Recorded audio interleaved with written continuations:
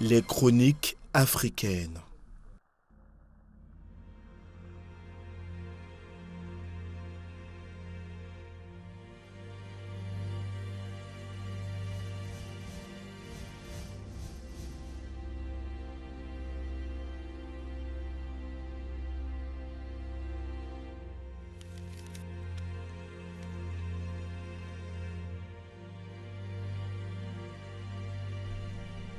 C'est au tout début du XXe siècle, en 1904, que la Côte d'Ivoire est intégrée à l'AOF.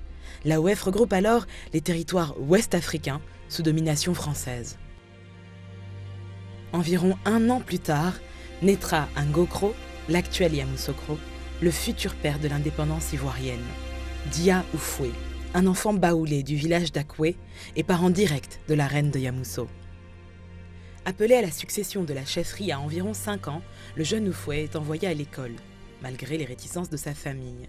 Dia Oufoué, devenu chrétien, s'appelle alors Félix Oufouette et après un parcours scolaire sans faute, il sort major de l'école de médecine à seulement 16 ans. Exerçant comme médecin africain, Félix Oufoué prend rapidement conscience des injustices dont sont victimes les Africains dans leur propre pays, qu'ils soient agriculteurs ou intellectuels. Incapable de surmonter cette condition, il choisit définitivement de s'engager en politique. Devenu un planteur prospère, il crée en 1944 le syndicat des agriculteurs africains pour défendre les droits des planteurs ivoiriens victimes des injustices des Français.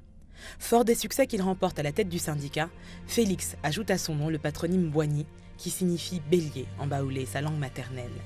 Et le combat politique de Félix Houphouët-Boigny a commencé et il n'est pas près de se terminer. En 1944, le général de Gaulle, lors de la fameuse conférence de Brazzaville, décide d'assouplir sa politique coloniale cruelle et meurtrière et octroie la citoyenneté à ses sujets d'outre-mer. Ceux-ci obtiennent ainsi le droit de se structurer en parti politique. C'est dans un climat de retour au panafricanisme qu'est impulsé un mouvement de rassemblement des forces politiques africaines qui puisse s'appuyer sur une union de partis politiques destinés à défendre les droits des Africains. Structuré en fédération territoriale de presque toute l'Afrique francophone, c'est Félix Houphouët-Boigny et Modibo Keïta du Mali qui initient entre autres cette coalition, catalysant la marche vers l'indépendance. C'est ainsi que naît, le 18 octobre 1946 à Bamako, le RDA, le Rassemblement démocratique africain.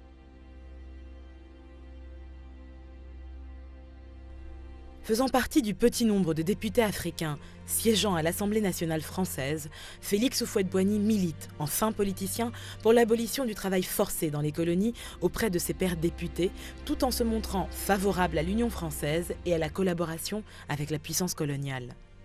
Cette alliance tactique, il la concrétise au sein d'un rapprochement du RDA avec le Parti communiste avant de s'en séparer lors de la guerre froide pour se rapprocher plutôt des socialistes et poursuivre ainsi l'objectif initial du parti, à savoir la lutte contre la domination française et l'élévation du niveau de vie des Africains encore violemment oppressés comme en 1949. Dans la continuité du Rassemblement démocratique africain, Félix Houphouët-Boigny poursuit son parcours politique au sein de sa section ivoirienne, le Parti démocratique de Côte d'Ivoire, le PDCI. Au cours des années 50, Houphouët-Boigny, alors ministre en France, cumule les fonctions de président de l'Assemblée territoriale et de maire d'Abidjan. Il demeure alors l'interlocuteur privilégié des Français. C'est donc tout naturellement qu'il se montre favorable à la communauté franco-africaine proposée par De Gaulle en septembre 1958. Dès ce tournant, les nations voisines accélèrent leur ruée vers l'indépendance et le 7 août 1960, le bélier ivoirien se voit proclamer à son tour l'indépendance de la Côte d'Ivoire. Président de la Côte d'Ivoire pendant 33 ans, Félix Houphouët-Boigny, le père de l'indépendance, surnommé affectueusement le Vieux, le père de la nation, fera prospérer l'économie de son pays, mené d'une main de fer dans un gant de velours jusqu'à son décès le 7 décembre 1993.